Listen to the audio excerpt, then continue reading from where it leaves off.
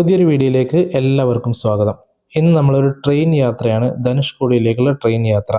മുൻപൊരു വീഡിയോയിൽ നമ്മൾ ധനുഷ്കോടിയിലേക്ക് ബൈക്ക് യാത്ര നടത്തിയിട്ടുണ്ടായിരുന്നു. ഇന്ന് ഒന്ന് വ്യത്യാസമായിട്ട് നമ്മൾ ട്രെയിനിലാണ് യാത്ര ചെയ്യുന്നത്. നമ്മൾ മലപ്പുറത്ത് നിന്ന് അമൃത എക്സ്പ്രസ് വഴി നമ്മൾ ധനുഷ്കോടിയിലേക്കുള്ള യാത്രയാണ് ഇന്നത്തെ വീഡിയോ. നമ്മൾ മലപ്പുറത്ത് നിന്നായതുകൊണ്ട് തന്നെ നമുക്ക് ട്രെയിനിൽ കയറേണ്ടത് ഒറ്റപ്പാലത്ത് നിന്നാണ്.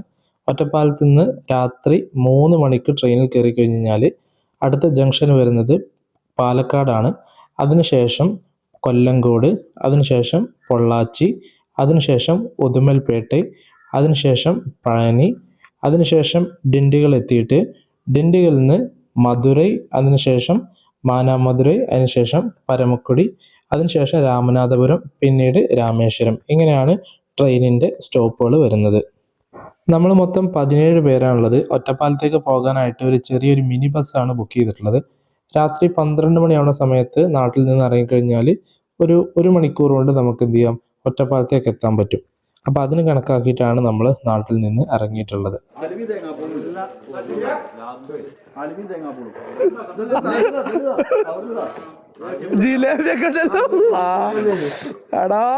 ഒരു ജിലേബി നമ്മളങ്ങനെ രാത്രി 1:30 സമയമായപ്പോൾ ഒറ്റപ്പാലത്തെത്തി. നമുക്ക് ട്രെയിന് ഒറ്റപ്പാലത്ത് എത്തുന്നത് 3 മണിക്കാണ്. അപ്പോൾ ഏകദേശം നമുക്ക് ഒരു 1.5 മണിക്കൂറോളം ടൈം വെയിറ്റ് ചെയ്യണം ട്രെയിനായിട്ട്. അപ്പോൾ അങ്ങനെ ഞങ്ങൾ കുറച്ച് നേരം റിലാക്സ് ചെയ്ത് കുറച്ച് സ്നാക്സൊക്കെ കഴിച്ചിട്ട് അങ്ങനെ അവിടെ ട്രെയിനായിട്ട് വെയിറ്റ് ചെയ്തു. പക്ഷേ ആ ഒരു വെയിറ്റിംഗ് ടൈം എന്ന് പറയുന്നത് നമുക്ക് ബോറായിട്ടൊന്നും തോന്നിയിട്ടുണ്ടായിരുന്നില്ല. ഏകദേശം നമ്മൾ 17 പേരൊക്കെ ഉണ്ടായതുകൊണ്ട് തന്നെ സംസാരിച്ചിട്ടും തമാശ പറഞ്ഞിട്ടും കളിച്ചിരി അങ്ങനെ ആയിട്ട് പിന്നെ 1.5 മണിക്കൂറോളം അങ്ങനെ പോയി. അങ്ങനെ കറക്റ്റ് 3 മണിക്ക് ട്രെയിൻ എത്തി. ട്രെയിനിൽ കയറിയപ്പോൾ രാത്രിയാണ്, എല്ലാവരും ഉറങ്ങാണ്, സ്ലീപ്പറിലാണ് കയറിയിട്ടുള്ളത്. നമ്മൾ അതുപോലെ തന്നെ ട്രെയിനിൽ കയറിയിട്ട് വേഗം കിടന്നുറങ്ങി. അങ്ങനെ നമ്മൾ അതിരാവിലെ എണീച്ച സമയത്ത് നമ്മൾ പൊള്ളാച്ചി കഴിഞ്ഞിട്ടുണ്ട്. ഈ ഒരു കാഴ്ച കാണുന്ന സമയത്ത് നിങ്ങൾക്ക് മനസ്സിലാവും, കഴിഞ്ഞൊരു വീഡിയോയിൽ നമ്മൾ ഇതേ ഒരു സീന് കണ്ടിട്ടുണ്ടായിരുന്നതാണ്. റോഡിലൂടെ ബൈക്കിലൂടെ പോണ സമയത്ത് റോഡിൻ്റെ ഇരുവശങ്ങളിലുമായിട്ട് കാറ്റാടിപ്പാടങ്ങൾ, വിൻഡ് മിൽസ്, അതേ ഒരു സീന് തന്നെയാണ് നമ്മൾ ട്രെയിനിലൂടെ പോകുന്ന സമയത്ത് നമുക്ക് കാണാൻ പറ്റുന്നത്. റെയിൽവേ ട്രാക്കിൻ്റെ ഇരുവശങ്ങളിലുമായിട്ട് കാറ്റാടിപ്പാടങ്ങൾ നിറഞ്ഞു നിൽക്കുകയാണ്. ഒരുപാട് കാറ്റാടിപ്പാടങ്ങൾ അതിരാവിലെ തന്നെ നമുക്ക് കാണാൻ പറ്റി. ഇനി ഇവിടുന്ന് പഴനിയാണ് പിന്നെ നമുക്ക് സ്റ്റേഷൻ വരുന്നത്. ഈ ഒരു വഴി പോകുന്ന സമയത്ത് നമുക്ക് ഒരുപാട് കൃഷിയിടങ്ങൾ കാണാൻ പറ്റും. റെയിൽവേ ട്രാക്കിൻ്റെ ഇരുവശങ്ങളിലുമായിട്ട് ഒരുപാട് കൃഷിസ്ഥലങ്ങൾ, പ്രധാനമായിട്ടും നെല്ല്, അതുപോലെ തന്നെ ചോളം, ഇവയാണ് കൂടുതലായിട്ട് കാണാൻ പറ്റുന്നത്. പിന്നെയാണ് ബാക്കി വരുന്ന പച്ചക്കറികൾ വരുന്നത്. അങ്ങനെ സമയം 6:50 ആയ സമയത്ത് നമ്മൾ ഉദുമൽപേട്ടയിൽ എത്തിയിട്ടുണ്ട്. പൊള്ളാച്ചി കഴിഞ്ഞിട്ടുള്ള അടുത്ത സ്റ്റോപ്പാണ് ഉദുമൽപേട്ട. ഇനി ഇത് കഴിഞ്ഞ് കഴിഞ്ഞാൽ പഴനിയാണ് വരുന്നത്. അപ്പോൾ ഈ സമയത്തൊക്കെ നമ്മുടെ ട്രെയിനിൽ അത്യാവശ്യം നല്ല തിരക്കുണ്ട്. രാവിലെ ഒരു 7:30 ആവുന്ന സമയത്ത് പഴനിയിലെത്തും ഈ ഒരു ട്രെയിന്. അപ്പോൾ പഴനി ക്ഷേത്രത്തിലോട്ട് തീർത്ഥാടനത്തിന് വരുന്ന ഒരുപാട് തീർത്ഥാടകർ ഈ ഒരു ട്രെയിനിലുണ്ടാവും. അപ്പോൾ അതുകൊണ്ട് തന്നെ പഴനി വരെ അത്യാവശ്യം നല്ല തിരക്കുണ്ടാവും. അത് കഴിഞ്ഞ് കഴിഞ്ഞാൽ സീറ്റൊക്കെ ഫ്രീ ആവുന്നതാണ്.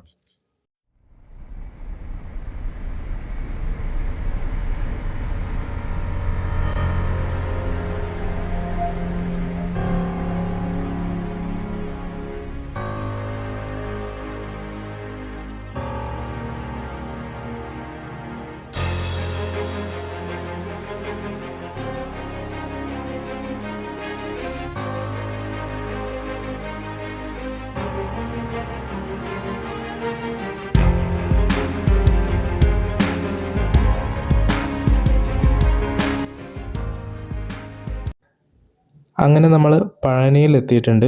നേരത്തെ പറഞ്ഞ പോലെ തന്നെ ഒരുപാട് തീർത്ഥാടകർ ഇവിടെ ഇറങ്ങാനുണ്ട്. നമ്മളെ തൊട്ടടുത്ത സീറ്റുകളിൽ അപ്പർ ബർത്തിലൊക്കെ ഇരുന്ന ആളുകളൊക്കെ പഴനിയിൽ ഇറങ്ങാനുള്ള ആളുകളായിരുന്നു. അങ്ങനെ പഴനി കഴിഞ്ഞ് കഴിഞ്ഞാൽ നമുക്കിനി അടുത്തത് പോകാനുള്ളത് മധുരയാണ്, അടുത്ത ജംഗ്ഷൻ വരുന്നത്.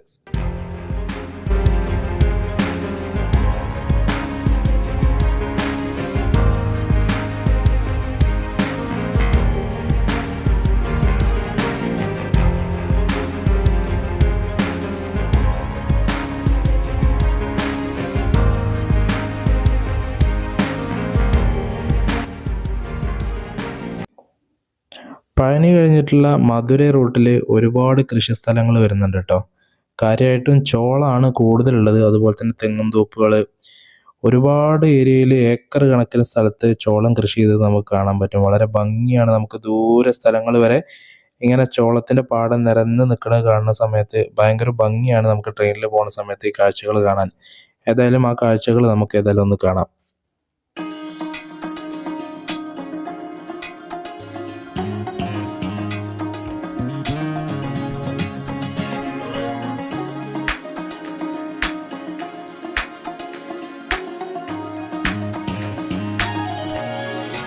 അങ്ങനെ നമ്മൾ മധുര എത്തിയിട്ടുണ്ട്. മധുരയിൽ നിന്ന് നമ്മൾ ബ്രേക്ക്ഫാസ്റ്റൊക്കെ കഴിക്കാൻ വേണ്ടിയിട്ട് പാർസലായിട്ട് നമ്മൾ ഇഡ്ഡലി അതുപോലെ തന്നെ സാമ്പാർ ഇതൊക്കെ മേടിച്ചിട്ടുണ്ടായിരുന്നു.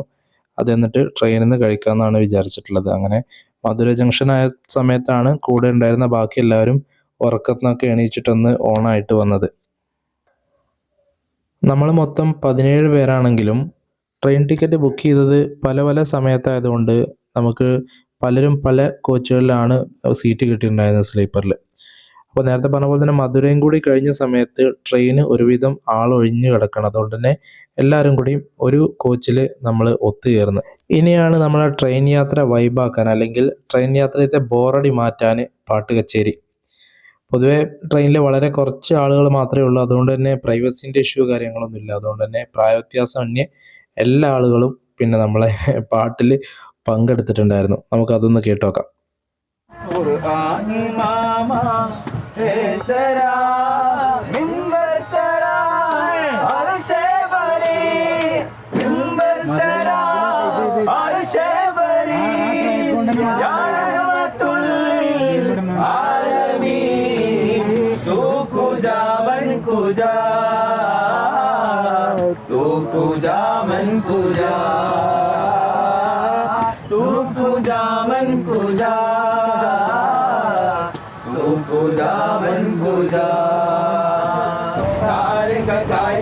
നാടിന്റെ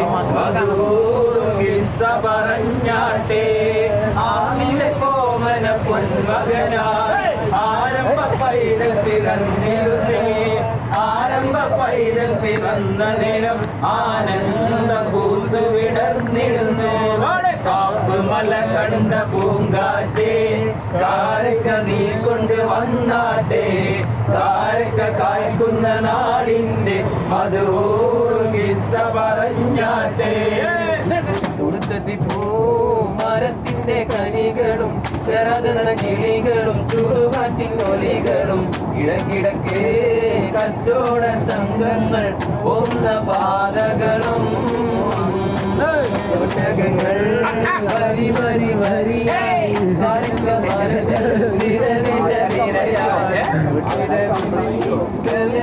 മലയുള്ള മരുവിൽ വിലസിടുന്നേ. പടപ്പ് പാടപ്പോട് തിരിശത്തിൽ നിന്നോടി പഠിച്ചോന്റെ കാരുണ്യം കിട്ടുന്നത് കണ്ടോടി.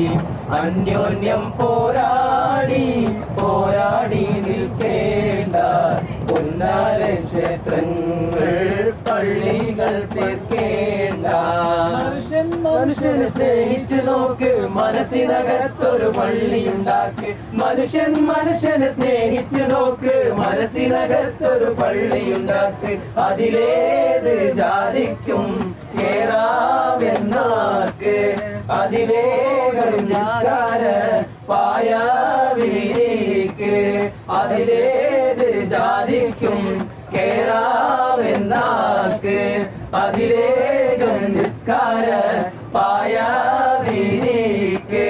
പടപ്പ് പാടപ്പോട് വിശത്തിൽ നിന്നോട് പടച്ചോന്റെ കാരുണ്യം കിട്ടുന്നത് കണ്ടോടെ. അന്യോന്യം പോരാടി പോരാടി നിൽക്കേണ്ട പൊന്നാര ക്ഷേത്രങ്ങൾ പള്ളികൾ തെറ്റേണ്ട. അമ്പലവും പുണ്യമസ്ജിദുമെല്ലാം അൻപിന്റെ കാഹളമോതുകയല്ലോ. അമ്പലവും പുണ്യമസ്ജിദുമെല്ലാം അൻപിന്റെ കാഹളമോതുകയല്ലോ. എന്നിട്ടും ഇലമ്പെടുക്കുന്നു നമ്മൾ പിന്നീട്ട് കാട്ടിലോടിക്കുന്നു നമ്മൾ. എന്നിട്ടും ഇലമ്പെടുക്കുന്നു നമ്മൾ പിന്നീട്ട് കാട്ടിലോ നമ്മൾ പടപ്പ് പാടപ്പോട് വിരിശത്തിൽ നിന്നോളി പഠിച്ചോന്റെ കാരുണ്യം കിട്ടുന്നത് കണ്ടോളി അന്യോന്യം പോരാടി നിൽക്കേണ്ട ഉന്നാര ക്ഷേത്രങ്ങൾ പള്ളികൾ തീർക്കേണ്ട. അങ്ങനെ നമ്മൾ രാമനാഥപുരം എത്താറായിട്ടുണ്ട്. എല്ലാവർക്കും ഒരേ കോച്ചിൽ തന്നെ ഇരിക്കാൻ പറ്റിയതുകൊണ്ടും കുറേ തമാശയൊക്കെ പറഞ്ഞ് പാട്ടൊക്കെ പാടി ആസ്വദിച്ചായിരുന്നു നമ്മൾ ട്രെയിൻ യാത്ര നടത്തിയിട്ടുണ്ടായിരുന്നത്. എന്തായാലും അതൊരു വ്യത്യസ്തമായിട്ടുള്ള ഒരു നല്ലൊരു അനുഭവമായിരുന്നു. അതുപോലെ തന്നെ നമ്മൾ രാമേശ്വരത്തേക്ക് അടുക്കും തോറും നമുക്ക് ചുറ്റുള്ള കാഴ്ചകളിലും നല്ല വ്യത്യാസം വന്നിട്ടുണ്ട്. നേരത്തെ നമ്മൾ ചുറ്റും വിശാലമായിട്ടുള്ള കൃഷിസ്ഥലങ്ങളാണ് കണ്ടിരുന്നത് എങ്കിൽ ഇപ്പോൾ ഒരുപാട് ഒഴിഞ്ഞ സ്ഥലങ്ങളാണ്. പലയിടത്തും നമുക്ക് ചെമ്മരിയാടുകൾ ഇങ്ങനെ മേയുന്നത് നമുക്ക് കാണാൻ പറ്റിയിട്ടുണ്ടായിരുന്നു. കംപ്ലീറ്റ് ആയിട്ടും നേരത്തെ കണ്ടതിൽ നിന്നും വ്യത്യസ്തമായിട്ടുള്ള ഒരു ടെറൈനാണ് ഇപ്പോൾ ഉള്ളത്. അങ്ങനെ നമ്മൾ രാമനാഥപുരത്ത് എത്തിയിട്ടുണ്ട്. രാമനാഥപുരത്ത് നിന്ന് അടുത്ത സ്റ്റേഷനാണ് മണ്ഡപം എന്ന് പറയുന്ന സ്റ്റേഷൻ. ഈ മണ്ഡപം എന്ന് പറഞ്ഞ സ്റ്റേഷൻ കഴിഞ്ഞിട്ടാണ് നമ്മൾ ആകാംക്ഷയോടെ കാത്തിരിക്കുന്നത് നമ്മുടെ പാമ്പൻ പാലം സ്റ്റാർട്ട് ചെയ്യുന്നത്. രാമനാഥപുരത്ത് നിന്ന് മണ്ഡപം വരെയുള്ള യാത്രയും അതിമനോഹരമാണ്. ചുറ്റും ഒരുപാട് കാഴ്ചകൾ കാണാനുണ്ട്. നമ്മൾ ഈ യാത്രയിലുള്ള ഒരു പ്രത്യേകത എന്ന് വെച്ചാൽ നമ്മൾ സ്റ്റാർട്ട് ചെയ്തത് മുതൽ ഓരോ സ്ഥലത്ത് എത്തുമ്പോഴും വ്യത്യസ്തമായിട്ടുള്ള കാഴ്ചകളാണ്, നല്ല മനോഹരമായിട്ടുള്ള കാഴ്ചകളാണ് കാണാനുള്ളത്. രാമനാഥപുരത്ത് നിന്ന് മണ്ഡപം വരെയുള്ള യാത്ര എന്ന് പറയുന്ന സമയത്ത് അതിൻ്റെ ഇടക്ക് നമുക്ക് ഇന്ത്യൻ നേവിയുടെ ഒരു റൺവേ അതിൻ്റെ അടുത്ത് വരുന്നുണ്ട്. നമുക്ക് ട്രെയിനിൽ പോകുന്ന സമയത്ത് നിങ്ങൾക്ക് കാണാൻ പറ്റും, നമ്മളെ വലതു ഭാഗത്തുള്ളത് ഇന്ത്യൻ നേവിയുടെ ഒരു റൺവേ ആണ്. അത് കഴിഞ്ഞ് കഴിഞ്ഞാൽ പിന്നെ നമുക്ക് ഒരുപാട് പനമരങ്ങൾ നിറഞ്ഞു നിൽക്കുന്ന ഒരു ഏരിയയാണ്. ഒഴിഞ്ഞ സ്ഥലങ്ങൾ, നിറയെ പനമരങ്ങൾ, ഒരു വേറിട്ടൊരു കാഴ്ച തന്നെയാണ്. എന്തായാലും ആ ഒരു കാഴ്ചയും കൂടി നമുക്ക് കാണാം.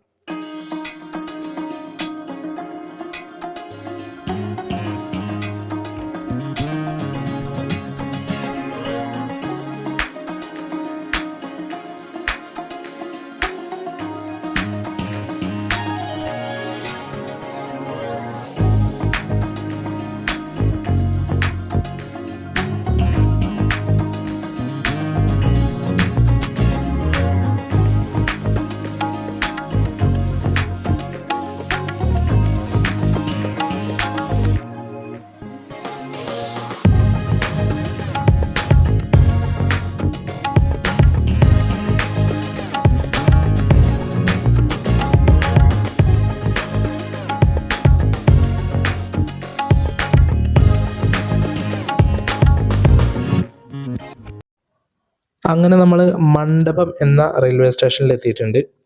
ഈ ഒരു റെയിൽവേ സ്റ്റേഷനിൽ നിന്ന് കുറച്ചും കൂടി പോയാലാണ് നമ്മളെ പാമ്പൻ പാലം സ്റ്റാർട്ട് ചെയ്യുന്നത്. അതുകൊണ്ട് തന്നെ ഈ ഒരു സ്ഥലം എത്തിയപ്പോഴേക്ക് നമ്മളെ ട്രെയിനിലുള്ള എല്ലാവരും ജനാലയുടെ വിൻഡോൻ്റെ അടുത്തേക്കായിട്ട് വന്നിട്ടുണ്ട്. അതുപോലെ തന്നെ ഡോറിൻ്റെ അടുത്തൊക്കെ ആയിട്ട് എല്ലാവരും എത്തിയിട്ടുണ്ട്. കാരണം ഈ ഒരു ട്രെയിനിലെ യാത്രയിലെ ഏറ്റവും മനോഹരമായിട്ടുള്ള കാഴ്ചയാണ് ഇനി വരാൻ പോകുന്നത്, പാമ്പൻ പാലത്തിൽ കൂടെയുള്ള ട്രെയിൻ യാത്ര. പാമ്പൻ പാലത്തിലേക്ക് എത്തുന്നതിന് തൊട്ട് മുൻപുള്ള കാഴ്ചകളും അതിമനോഹരമാണ്. കാരണം നമുക്കിപ്പോൾ രണ്ട് സൈഡും കടൽ കാണാൻ പറ്റുന്നുണ്ട്. നമ്മൾ പോകുന്നതിൻ്റെ ഇടത് ഭാഗത്ത് നമുക്ക് ബംഗാൾ ഉൾക്കടൽ, ബേ ഓഫ് ബംഗാൾ ഉൾക്കടൽ കാണാൻ പറ്റുന്നുണ്ട്. അതുപോലെ തന്നെ വലത് ഭാഗത്ത് നമുക്ക് ഇന്ത്യൻ മഹാസമുദ്രം, ഇന്ത്യൻ ഓഷ്യനും കാണാൻ പറ്റുന്നുണ്ട്. ഈ ഒരു രണ്ട് കടലിൻ്റെ ഇടയിലൂടെയുള്ള യാത്രയാണ് നമ്മൾ നടത്തുന്നത്. അതുകൊണ്ട് തന്നെ ഈ ഒരു കടലിൻ്റെ ഇവിടുത്തെ ഒരു കളറും നല്ല ബ്ലൂയിഷ് കളറായിട്ടുള്ള കളറിൽ ഈ ഒരു സീ കാണാൻ ഭയങ്കര ഭംഗിയുള്ള ഒരു കാഴ്ചയാണ്. ഏതായാലും ഈ ഒരു കാഴ്ചകൾ നമുക്ക് ഇതിൻ്റെ ഒറിജിനൽ സൗണ്ടിൽ തന്നെ, ഈ റോ സൗണ്ടിൽ തന്നെ നമുക്ക് കേൾക്കാൻ. ഏതായാലും മ്യൂസിക് കാര്യങ്ങളൊന്നും ഇവിടെ കൊടുക്കുന്നില്ല. ആദ്യം നമുക്ക് പാമ്പൻ പാലത്തിൻ്റെ ഇടത് ഭാഗത്തെ കാഴ്ചകൾ കാണാം, അതായത് ബംഗാൾ ഉൾക്കടലിൻ്റെ ഭാഗം. അതിനുശേഷം നമുക്ക് വലത് ഭാഗത്തെ കാഴ്ചകൾ കാണാം, ഇന്ത്യൻ മഹാസമുദ്രത്തിൻ്റെ ഭാഗം. ആ ഒരു ഭാഗത്താണ് നമ്മളെ പഴയ റെയിൽപാലവും അതുപോലെ തന്നെ നിലവിലുള്ള ബ്രിഡ്ജ്, സാധാരണ മറ്റു വാഹനങ്ങൾ പോകുന്ന ബ്രിഡ്ജൊക്കെ വലതുവശത്താണ് വരുന്നത്, ഇന്ത്യൻ മഹാസമുദ്രത്തിൻ്റെ ഭാഗത്ത്. അപ്പോൾ ആദ്യം ഈ ഒരു സൈഡ് കണ്ടതിന് ശേഷം നമുക്ക് മറ്റേ സൈഡ് കാണാം.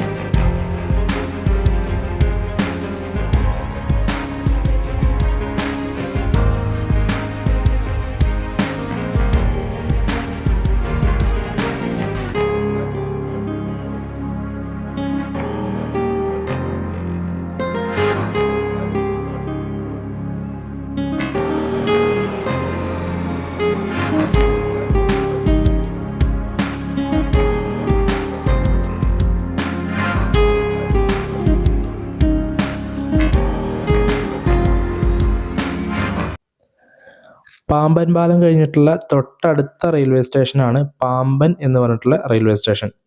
ഈ ഒരു റെയിൽവേ സ്റ്റേഷനിൽ നമ്മളെ ട്രെയിൻ സ്റ്റോപ്പ് ചെയ്യുന്നില്ല. മറ്റു ചെറിയ ട്രെയിനുകളൊക്കെ ഇവിടെ നിർത്താറുണ്ട്. നമ്മളെ ട്രെയിൻ ഏതായാലും ഇവിടെ നിർത്തുന്നില്ല.